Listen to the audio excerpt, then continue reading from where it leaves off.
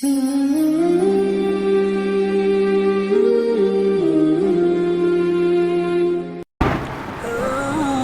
نذر بن عبداللہ کہتے ہیں کہ حضرت انس رضی اللہ تعالیٰ عنہ کی زندگی میں ایک مرتبہ اندھیرا چھا گیا۔ میں حضرت انس رضی اللہ تعالیٰ عنہ کی خدمت میں حاضر ہوا اور عرض کیا کہ حضور صلی اللہ علیہ وسلم کے زمانے میں بھی اس قسم کی چیزیں پیش آتی تھیں؟ انہوں نے فرمایا خدا کی پناہ، حضور صلی اللہ علیہ وسلم کے زمانے میں تو ذرا سی بھی ہوا تیز ہو جاتی تو ہم لوگ قیامت کے آ جانے کے خوف سے مسجدوں میں دوڑ جاتے۔ ذرا سی ہوا تیز چل جاتی تھی تو ہم کیا سوچتے تھے بھائی کہ ایسا نہ ہو کہ خدا نہ خاصہ قیامت نہ آ گئی ہو۔ ہمارا کیا عالم ہوتا ہے، ہمیں ذرہ برابر بھی ڈر تک نہیں ہوتا۔ حالانکہ میں گاؤں میں تھا تو میں نے اتنی خطرناک آندھیاں دیکھی، یہاں تو کچھ بھی نہیں ہے۔ وہاں جو بادل گرجتے ہیں اور بادل کے گرجنے کے ساتھ جو اتنی تیزی سے بجلی چمکتی ہے آپ اندازہ نہیں لگائیں گے، اتنا ڈر سا لگتا ہے، خطرناک قسم کا۔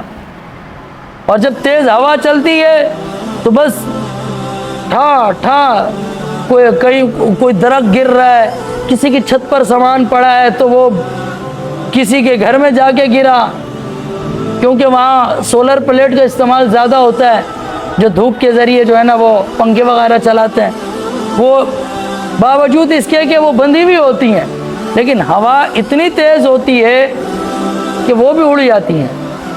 تو بھائی بہت خطرناک آندھی ہوتی ہے، ہم نے تو شہر والوں نے اتنی خطرناک دیکھی نہیں ہے۔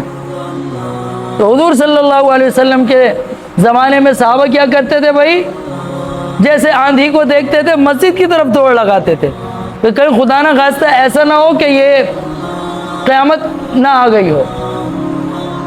ہمارے اندر بھی یہ جذبہ ہونا چاہیے۔ ہم کہتے ہیں بھائی آندھی آ گئی، آندھی آ گئی، بارش ہوگی، بھائی انجوائے کریں گے، انجوائے کریں گے، اور ہم آندھی کو طوفان کو تفریح میں لیتے ہیں۔ زلزلہ آ جاتا ہے ہمیں اللہ کا ڈر تک نہیں ہوتا۔ حالانکہ زلزلے میں سنا ہوگا آپ نے، چند مہینے پہلے ترکی میں زلزلہ آیا تھا، کیسی تباہی تھی۔ لیکن کیا ہم نے جو سنا اور ہم نے دیکھا ویڈیو کے ذریعے کہ ترکی میں اتنا خطرناک زلزلہ آیا، دیکھنے سننے کے باوجود کیا ہمارے اوپر کوئی تبدیلی آئی کہ یار اللہ کی عبادت میں ہم مزید آگے بڑھیں؟ نمازوں کی پابندی نہیں کر رہے تھے تو نمازوں کی پابندی کریں، ذکر کریں، اگر ہم کسی خدا نہ خواستہ گناہ میں مبتلا ہیں تو فوراً اس گناہ سے اللہ سے توبہ کریں۔ ہمارے اندر یہ احساس ہوا؟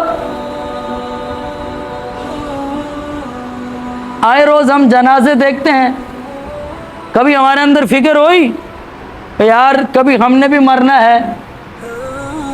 احساس تک ہے ہمارے اندر آخرت کا؟ ہماری نماز درست نہیں ہے تو ہم نے نماز درست کرنے کی فکر کی؟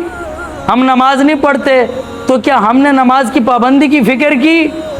چلو ہم 4 نمازیں پڑھ رہے ہیں، فجر ہم سے چھوٹ رہی ہے، تو کیا کبھی یہ بھی ہمارے اندر خیال آیا کہ یار فجر کی نماز مجھ سے روز چھوٹ رہی ہے، میں کون سا ایسی فکر کروں، کون سا ایسا کام کروں کہ جس کی وجہ سے میں فجر کی نماز کے پابند ہو جاؤں؟ کبھی ہم نے فکر کیا؟ جو شخص ایک نماز چھوڑ دیتا ہے اس کو کتنا بڑا گناہ ملتا ہے؟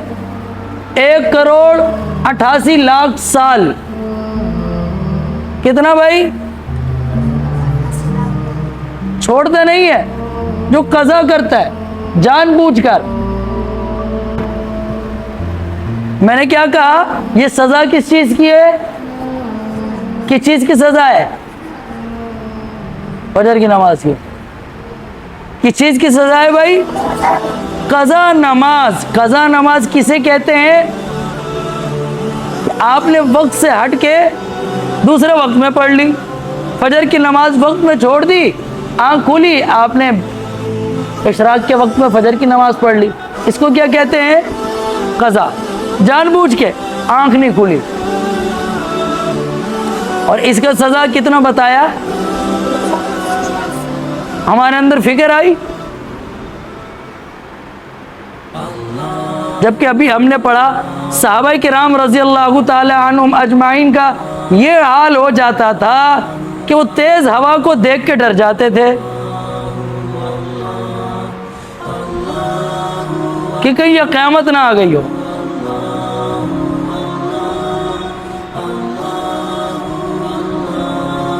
اور صحابہ کرام رضی اللہ تعالی عنہم اجمعین کی زندگی ہمارے لیے ایک مثال ہے، مثال کہ وہ اللہ سے کتنے ڈرنے والے تھے. باوجود اتنا ڈرنے کے پھر بھی ان کو فکر لگی رہتی تھی کہ کیا پتہ نہیں ہماری بخشش ہوئی ہے بھی ہے نہیں. اتنا اللہ کا خوف ہونے کے باوجود بھی وہ اس بات کی مزید فکر میں رہتے تھے پتہ نہیں ہماری بخشش بھی ہوئی ہے یا نہیں. اور ہم تو ٹوٹی پھوٹی غفلت والی عبادت کر کے بھی کتنا مطمئن ہے کہ ہم تو بخشے بخشا ہیں بھائی، جنت تو ہمارا ہے، جنت ہے ہی میرے لیے، میں تو جنت کے ٹھیکیدار ہوں. ہم یہ تصور کرتے ہیں اور اسی سوچ کے تحت نہ ہم نمازوں کو درست کرنے کی فکر کرتے ہیں، نہ قضا نمازوں کو پڑھنے کی فکر کرتے ہیں. تو بھائی ایک تو ہم نمازوں کی فکر کریں، ایک چیز کیا بھائی، ہم نمازوں کی فکر کریں.